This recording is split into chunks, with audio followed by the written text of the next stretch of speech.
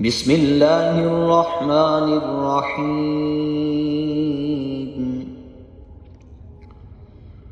كل من عليها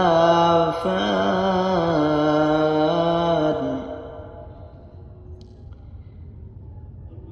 ويبقى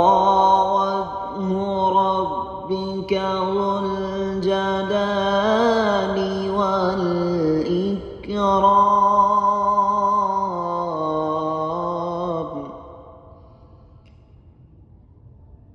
فبأي آلاء ربكما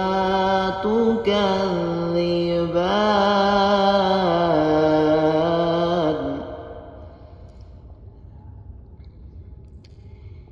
يسأله من في السماوات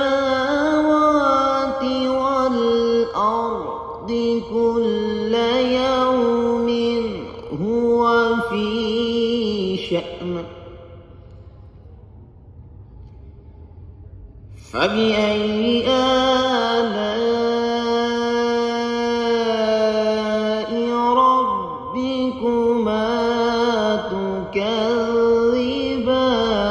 تكذبان سنفرغ لكم أيها الثقلان فبأي آلاء ربكما تكذبان يا معشر الجن والإنس إن استطعتم أن تنفذوا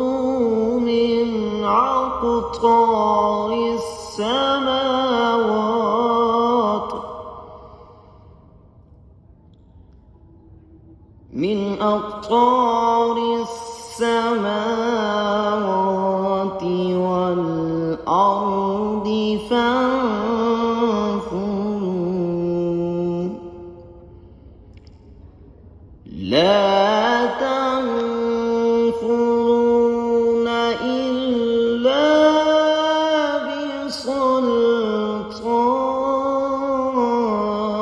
بسلطان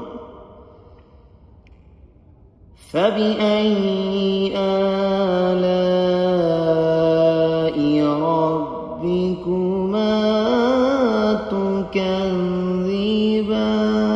تكذبان صدق الله